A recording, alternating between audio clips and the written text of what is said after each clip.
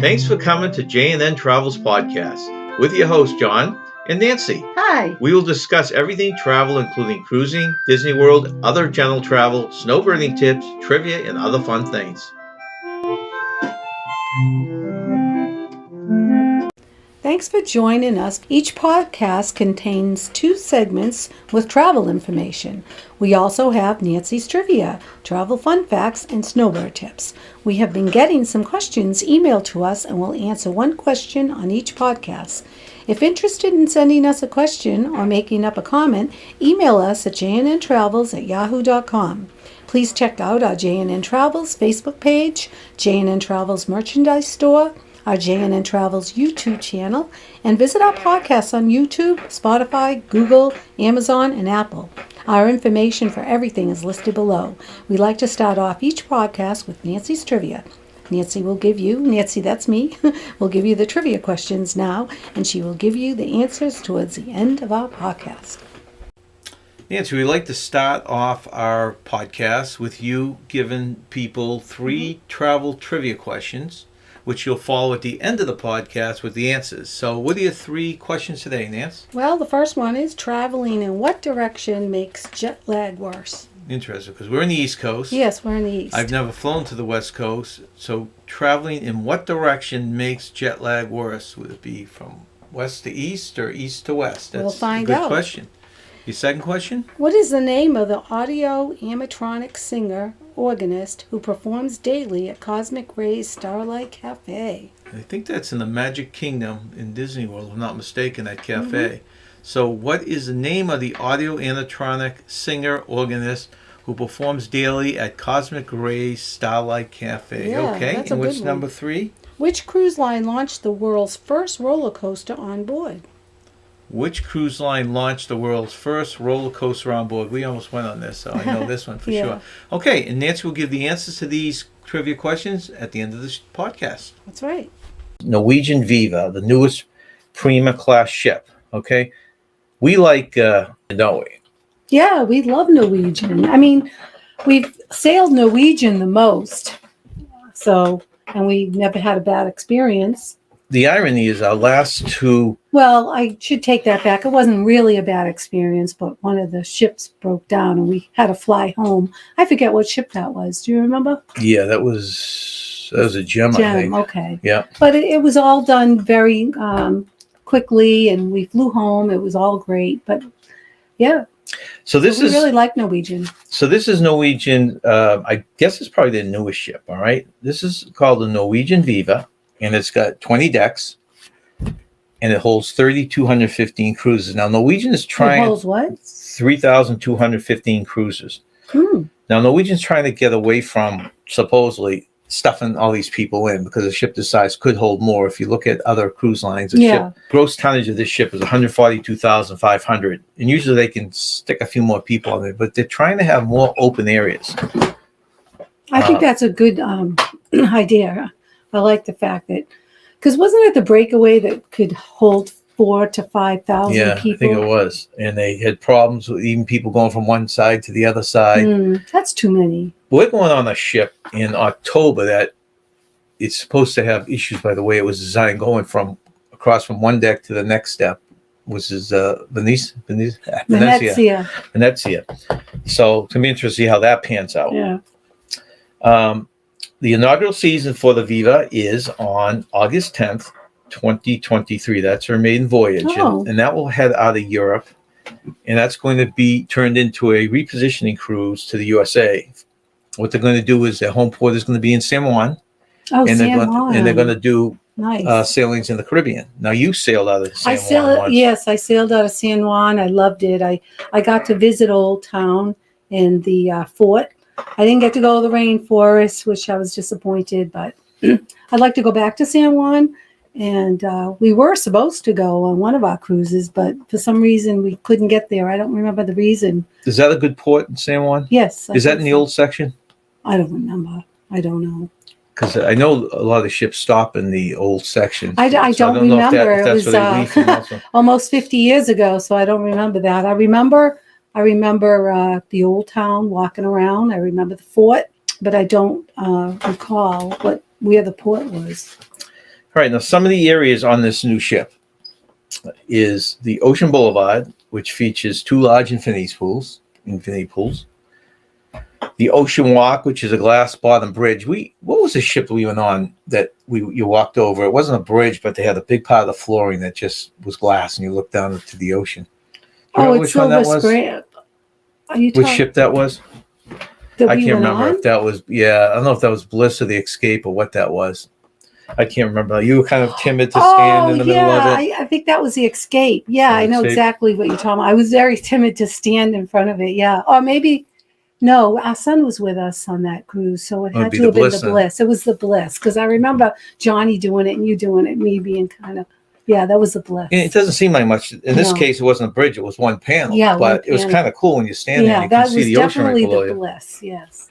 The next section is called the Concourse, and it's an outdoor sculpture garden featuring an art wall designed by David Huber. I don't know who David Huber is. You? No. The atrium. Okay, now this is NCL's very first 3-level atrium. Obviously gorgeous, huh? Yeah. The glass-walled atrium has scenic sea views, futuristic architecture, a 3-ton chandelier, crystal chandelier. Wow. Retail shops, bars on each level, including Starbucks, coffee shop, whiskey bar, Penrose Bar, and Viva Casino. What kind of bar? Penrose. What's that? That's the name of the bar. Oh, Penrose. Okay, so those are basically some of the common areas you go. The whiskey bars becoming very popular now, different flavored whiskey. Well, they used to have rum, right? Rum sampling. Yeah. And it does seem like a lot of whiskeys around. Yeah. But I think they do a lot of different one ship around, remember, did margarita thing where you go in and you sample all the different margaritas also. Yeah. So I think it does vary. Good to change it up. No, this is most people's most important part of a ship, at least ours anyways, is the dining. Yes. Okay. I'm not going to read you talk to you about every dining venue on the ship, but let's give some favorites that we picked out. Okay. So it has its 2 main dining rooms, the complimentary ones, and they're called the Hudson Room and the Commodore Room. They have revamped fixed menus that offer sampling of various international dishes, fully vegetarian and vegan options, as well as a build-your-own pasta with 24 combinations. So this is a station. Good. This is a sit-down where you have a menu of 24 different kind of combinations that you can make a pasta dish. My goodness, sounds good. That'd be tasty, huh? Yeah. Then there's the Indulge Food Hall with a fire pit. And that's in the open air marketplace that houses 11 eateries. So they have this marketplace that has 11 different places to eat. Yeah. One of them is the Indulge Food Hall. Okay. That I'm assuming is probably their buffet. I'm assuming. Coco's serves artisan sweet treats. Oh, I'm there. I'm assuming that's a pay restaurant there. Seaside Rotisserie offers a variety of grilled and split roasted meat dishes. Always go, anything meat's good with me, right? Yeah. Noodles, which is a food bar offering noodle dishes and global street food. Tamara serves classic Indian dishes along with multiple vegetarian options. Tapa's food truck offers Spanish-inspired street food. The Q Texas Smokehouse, I'm sure this is a pay restaurant, offers Southern USA comfort food and barbecue dishes. Kind of sounds like the, what's a pig place? Pig and Anchor. Yeah. Sounds a lot like that, does it? So it doesn't actually sound like so it's not a steakhouse. It's more like a barbecue joint. Okay. Then the Local Bar and Grill, which provides a beach club experience and serves classic American cuisine and premium cocktails. This we've had on every one of our Norwegian ships, and it's been our favorite restaurant. I don't know if it's the same. It didn't mention if it's 24 hours, but on all our other ships, it's a 24-hour restaurant. It wasn't just a couple of pre-made sandwiches. Right. I mean, we got open-faced roast beef, open-faced turkey. Yeah. What did you get? Some of the stuff that you got there. You get chicken wings for 24 hours. I hope they still serve that. Oh, I know. I hope so. I got a taco bowl, I think. Taco bowl. The fish, not the fish sticks, fish fillets, the fried fish. Yeah. Did I get a Reuben too? Yeah. Yeah. The Reuben was a big thing for you there. Yeah. So that was good. I hope they have the same thing on this one. This sounds like there's a lot of good restaurants. Then there's the Garden Kitchen, which is customized salad with 12 plus ingredients to choose from. So those are your restaurants that we pulled from. There are still some other restaurants, but we didn't go into every one of them. The next thing is the lounges. We don't partake of the lounges that often, except maybe to hear the music or something like that. But that's a big thing for a lot of people. Yeah. And a sample of some of the lounges is there's an observation lounge and bar which has telescopes. Oh, really? Now that must be pretty that's cool, huh? Cool. Yeah. The Humidor Cigar Lounge, which is a cigar shop and bar. I know it seems like every Norwegian ship we've been on has a cigar lounge. I don't know if all cruise lines do or not, but we didn't see one on Carnival, right? I don't remember seeing one on Norwegian either, do we? I believe Norwegian had one. Do you think they did? Yes. Then there's a Surfside Cafe and Surfside Grill. And then the Metropolitan Bar. Now, this is an interesting one. This is NCL's first sustainable bar, serving zero-waste cocktails and more. You have any idea what this is? I had to look into this, see what is zero waste, okay? Does it mean they have, disposable cups, or what is it? The garbage from around the ship is used for their drinks, okay? By that I mean, I'll give you two examples. One is they collect all the peeled bananas, and they'll take the peels and they go through a process that they make this into a syrup. And it's actually very good. People have tried it. It's very good. They're $12 drinks right now for these sustainable drinks. That's not too bad. No, and it makes a syrup. So it's basically, how we usually get the banana flavor out of a container? Yeah. They're getting it right from the banana, and they're saving it. They also do this with pineapple. The pineapple waste, they somehow can do that and mince it into a syrup that they can use for drinks. And the other one, which I heard that was kind of weird, was they take the day-old croissants that are in the different parts of the ship, and I don't know what drink has a croissant, but they somehow turn this into a drink also. So that's innovative. Yeah, it is innovative. You're right. So those are your bars, or simply your bars. Okay, now you move on to the gym. A lot of people are into the gym. A lot of people use the gym. This is quite the intense gym. I had to cut out some stuff because there's so much listed on here. But it's fitted with ultra-modern equipment, which you'd expect, right, on a brand new ship. It has a separate aerobics studio. It has an indoor spa with a Chaco sauna room, a 2-story, 2-deck cascading waterfall right inside in the gym, a salt room, a steam room, an ice room, infrared sauna, a Finnish sauna, vitality pool, flotation salt pool, hot stone lounges. Okay, so I don't know where they fit all this stuff. It must be a huge gym. Computer-controlled acoustic and vibrational therapies. Really? Yeah. And the last one, which is the strangest to me, is Ocean Spa Wave Massage, which is a warm wrap using sea plants and marine algae. Oh, that sounds lovely. I could use one right now. So that's your gym. Yeah. That makes up your gym. That sounds really good. Okay, then you go on to entertainment on the ship. Okay, the headline is Comedy Club, which they have on the ship. That's the actual club itself. Inside that, they host the Second City Comedy. Okay. Oh, is that We've seen improv? That. No, I thought it was improv. It's not listed as improv, but it might be because, there's another thing. There's a Howl at the Moon, which is that piano they thought was just humor. Yeah, they're good. Humorous. And then there's an Improv at Sea, which is stand-up performances. So maybe the Second City is group improv, and then the stand-up is solo. I believe they are improv. We never enjoyed them. No. We never did enjoy them. No, we tried watching them a few times and just didn't do it for us. And then the last one, I have no idea what this is, Science of Comedy. Okay, so it's intellectual. So intellectual comedy. I'd like to try that. That sounds intriguing to me. Yeah, I don't know if it's Billy says it is improv. Oh, is it? I know in our previous ones where I just was curious why they listed that separate, but that must be the group improv, Billy, and then the the Improv at Sea, which is stand-up, must be solo. But the Science of Comedy. Never big into improv. No, I know. Science would be very interesting to see how they do visuals, or I'd like to try. I'd like to go to a show like that. Yeah. Then we move on to their theater lounge. Okay, this is the big lounge, the main lounge for their shows. Features a large stage, a huge dance floor, customizable seating, a large LED moving screen that lowers from the ceiling, which is half the size of the theater. So you can imagine how big this screen is. In the evenings, it transforms into a Vegas-style disco nightclub. That's the main theater. Nice. They also have, and these can be shown in the main theater or in the atrium or wherever, but they do have some game shows. Like a lot of the ships are picking up on game shows now. They have interactive game shows like The Price is Right, Supermarket Sweep, Press Your Luck, and Beat the Clock. What was when Billy was on?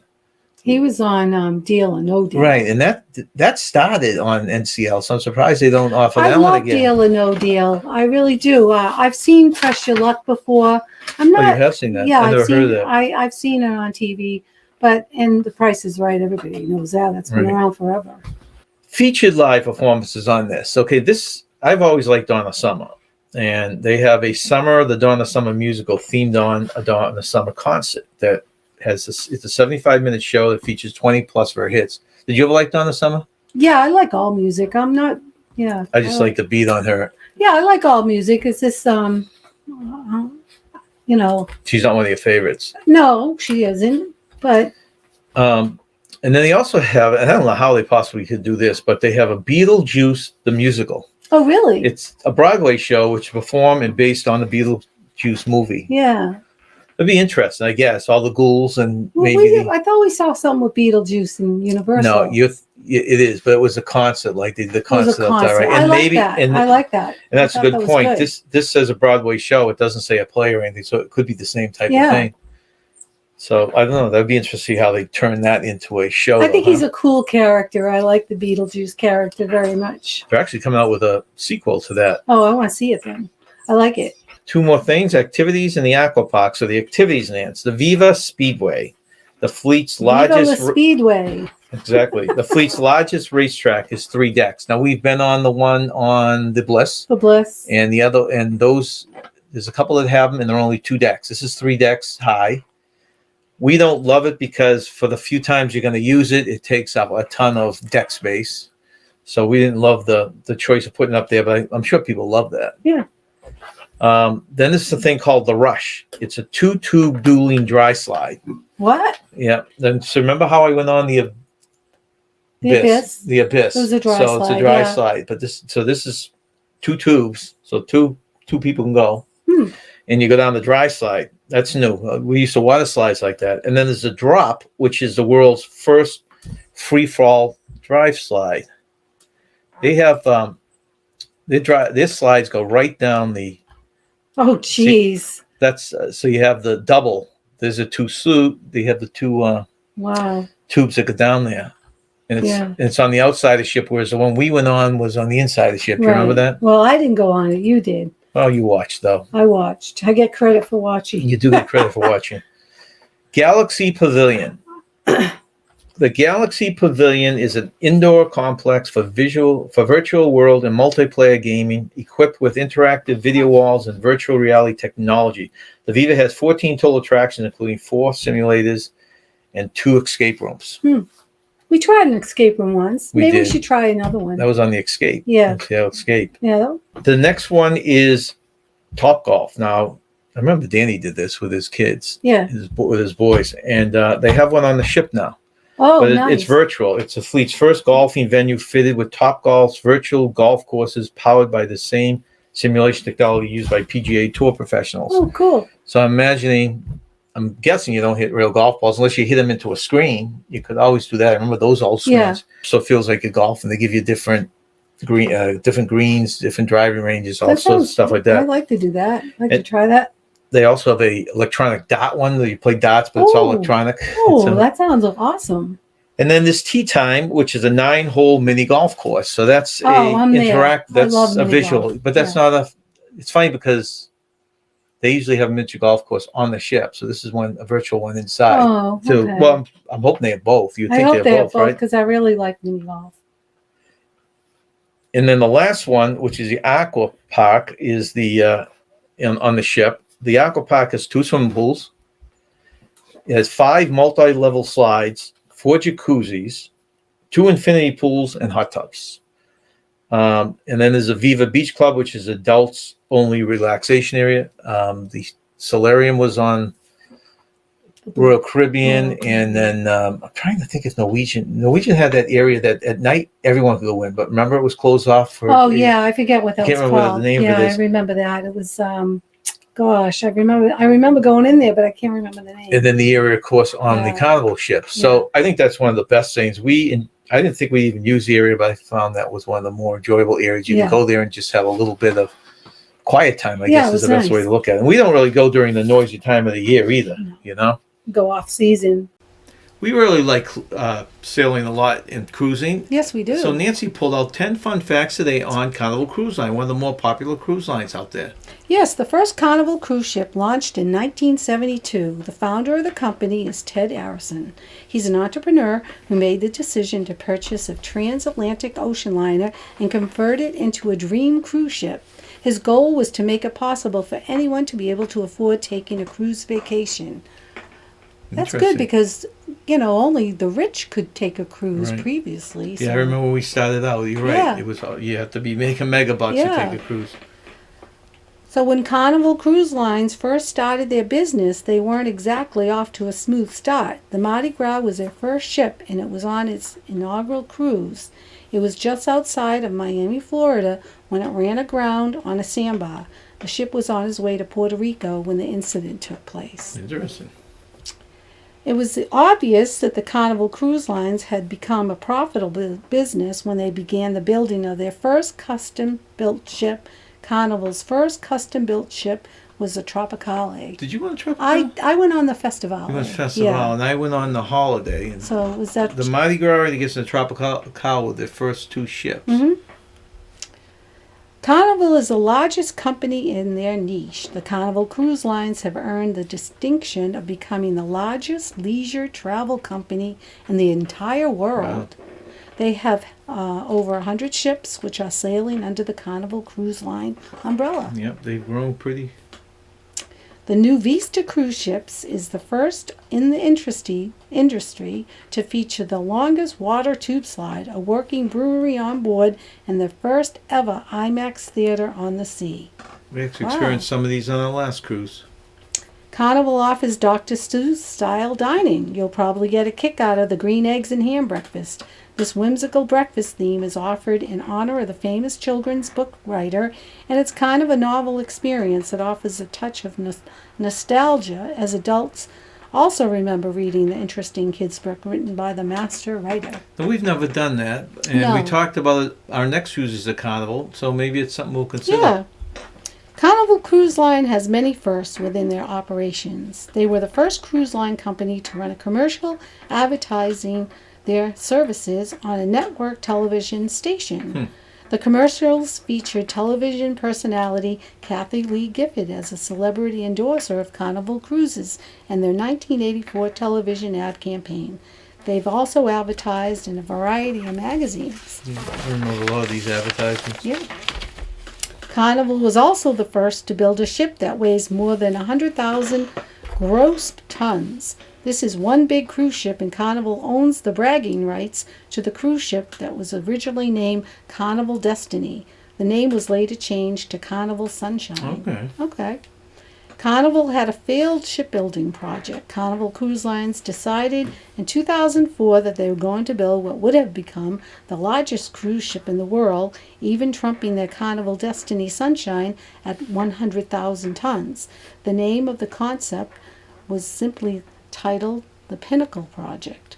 The prototype that they had planned to build would have weighed in at a massive 180,000 tons. Now that's a huge ship, but it's funny, nowadays you've got at least 4 ships, I think Royal Caribbean does, that are all over 200,000. That's true. And your last fun fact, Nancy? In 2015, Carnival launched a series of one-of-a-kind longer voyages called Carnival Journeys. These 9 to 15-day sailings featured more exotic, less traveled ports of call, local entertainment options, and opportunities to cook and enjoy authentic cruise ships. Authentic cruise cuisine from the ship's destination. You know, it's interesting. You probably don't know this, but our next cruise, which is 12 days long, is called a Carnival Journey. Oh, is it really? I think what they do is cruises that are over a week. A lot of them are called that. So that's actually... Well, thank you very much for those, Nancy. You're welcome. Follow John and Nancy from J&N Travels as they snowbird in Florida for the winter months. Snowbird tip.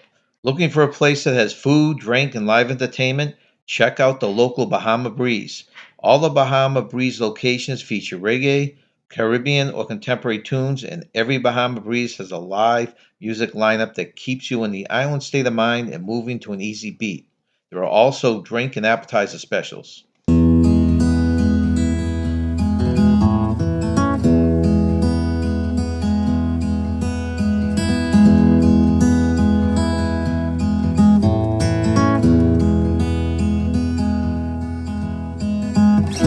Is Magic Kingdom. We're hoping to throw some. I went back and did some research on the last decade. I figured that was a good spot to go and just see some of the changes that happened. In Disney World, there were too many to do for one show, so I'm breaking it up. Today we'll do Magic Kingdom. Yeah, my favorite park. That's why I started. I love Magic and the original Kingdom. Park, right?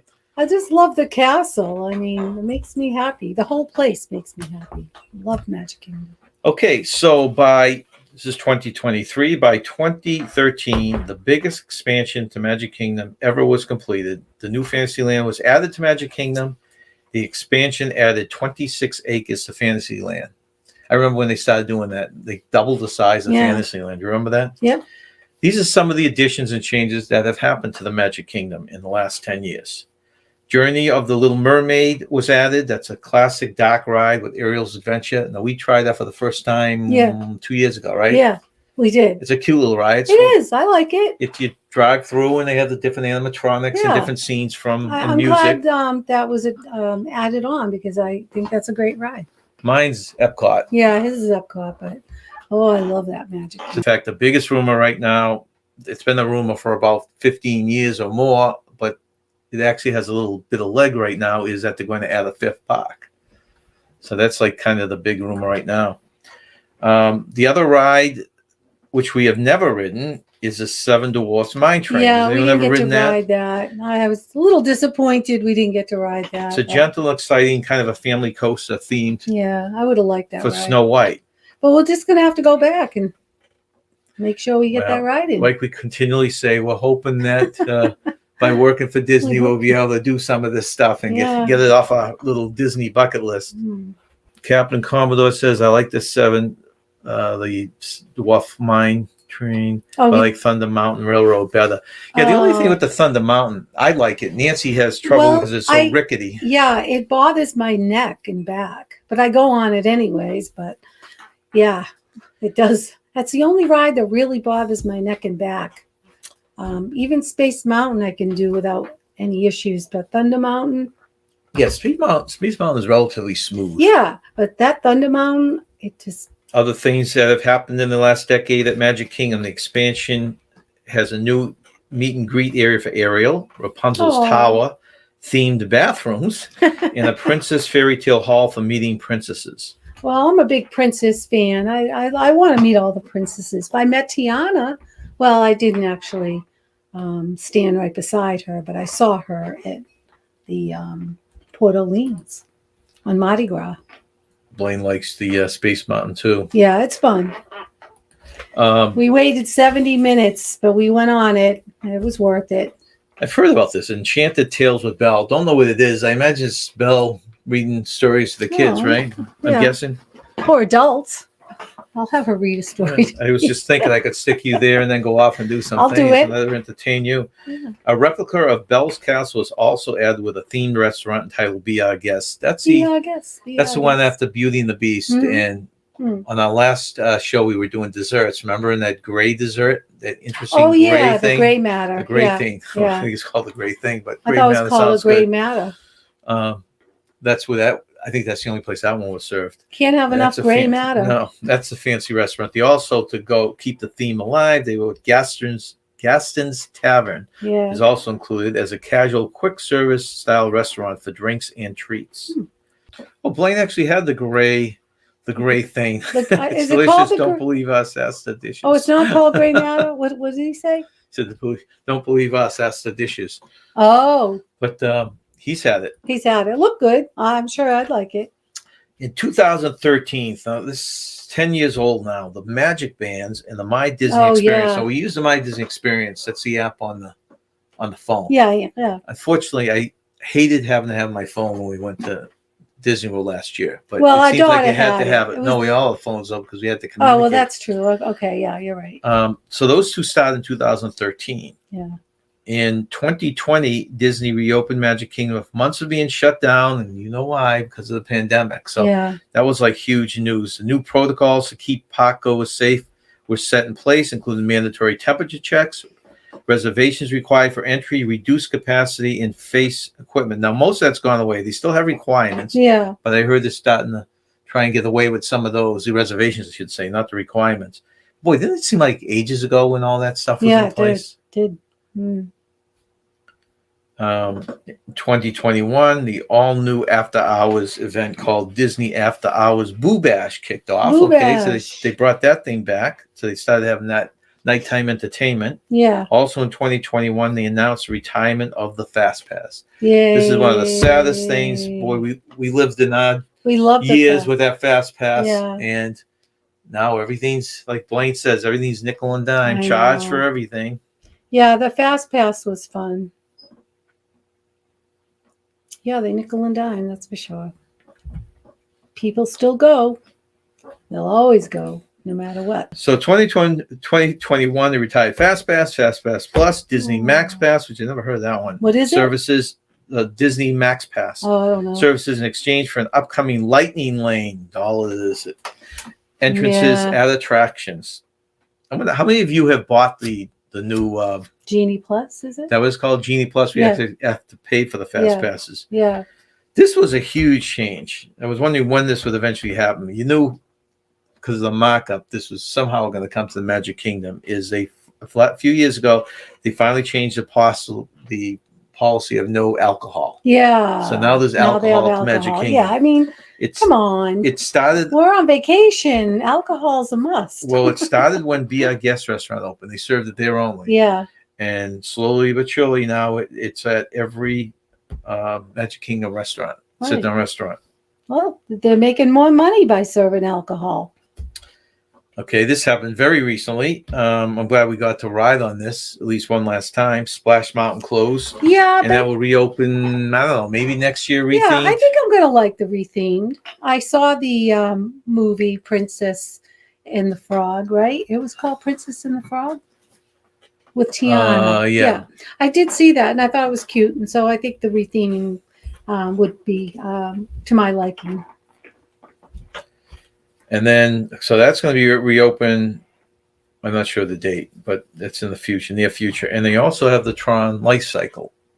I don't know what that is. That's like a roller coaster type ride. You sit on the movie Tron, which I thought was one of the worst movies ever. I didn't see the movie Tron. They have, well, I can show you the video after. But if that's not open already, anyone know if that's open? If not, it's going to open relatively soon. Is that a roller coaster you think I could go on? Or well, you should try them all anyways. Disney doesn't do. No, I've been trying them all. I mean, Oh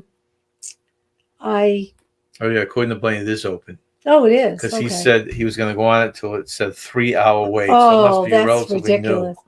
I did try the Mount Everest roller coaster, and I really liked that. So I was disappointed that it was out of commission when we went to Animal Kingdom, because I was looking forward to doing that again. And it's interesting because I think the track or the queue, something runs through where the train station was, because they had the train station closed the longest period of time. Yes, that just opened up fairly recently. Right, yeah. Well, fairly recently, meaning what, maybe 6 months ago. And then the Tron opened up and they kind of interlock each other somehow there. Yeah, the railroad is back open too. Yeah, I like the railroad ride. The railroad ride's a great way to rest instead of just sitting on the bench. Yeah, you just sit take a ride. and take a nice ride around the whole thing. Yeah, whole park. And this is the biggest change in the last 10 years.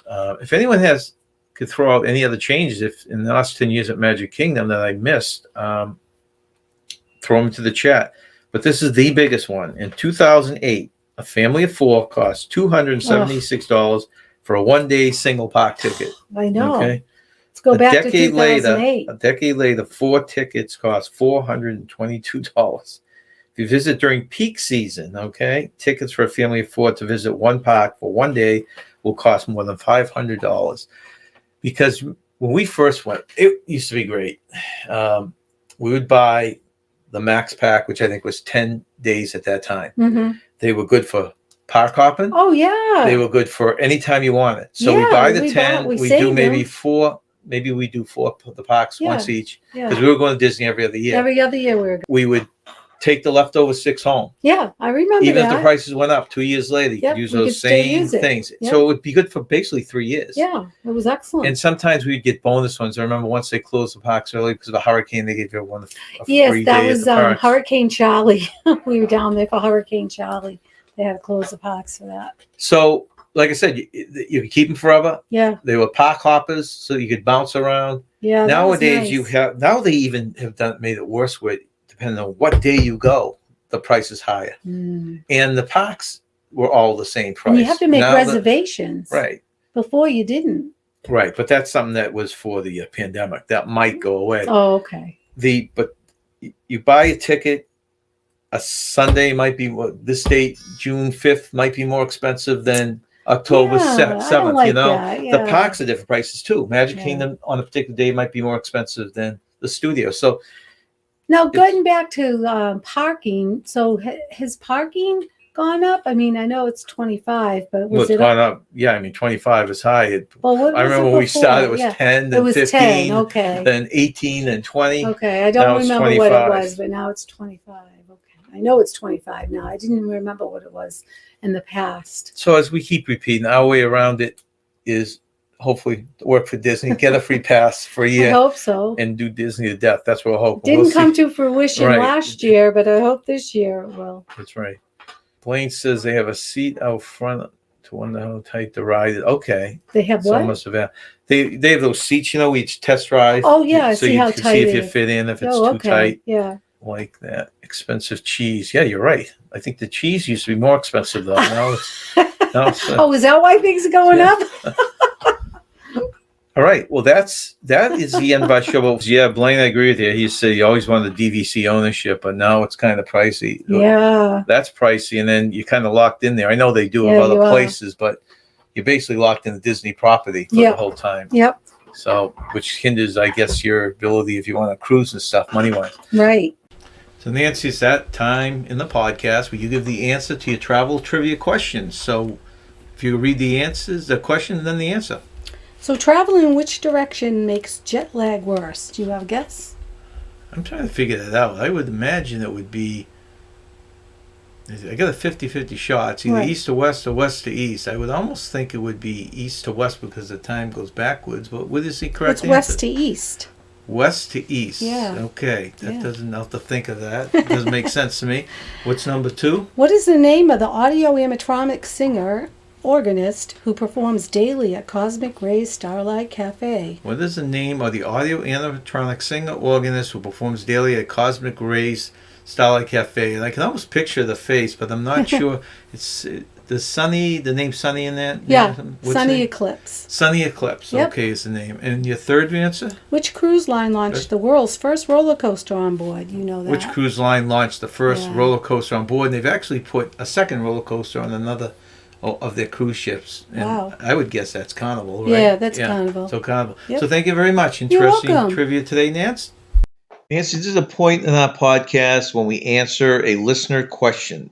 Anyone that wants to ask the question, please email it to us, j&ntravels at yahoo.com. Today's listener question, Nancy, is how long have you been cruising? So when was your first cruise? I know there's a big gap, but when did you first start cruising? I was 27 when I took my first cruise, and that would have been in 1985. And that was on a Carnival cruise, right? Yeah, Carnival Festivale. Because by coincidence, I had started one a couple years earlier. I took one with some friends, and I organized what I didn't realize at the time was actually a group cruise. 2 years later, that's right. When you did yours, they were with Carnival also, and then we had a big gap, right, until we get married. Yeah, then we didn't take one till 2010. With your family. Okay, that was the family one? Yeah, family to Bermuda. And so we did those, but we mixed in a lot of the Disney World in there. Yes, that's right. So basically, we really started cruising once or twice a year, probably about 10 years ago. Yeah, that's correct. So 10 years at real active cruising, but we've been doing it since, what did you say, 1985? Yeah, our first 19 cruise was when we were single, and you took yours. Mine was like 83, and yours was like Okay. 85. Yeah. Okay. Thanks, Nance.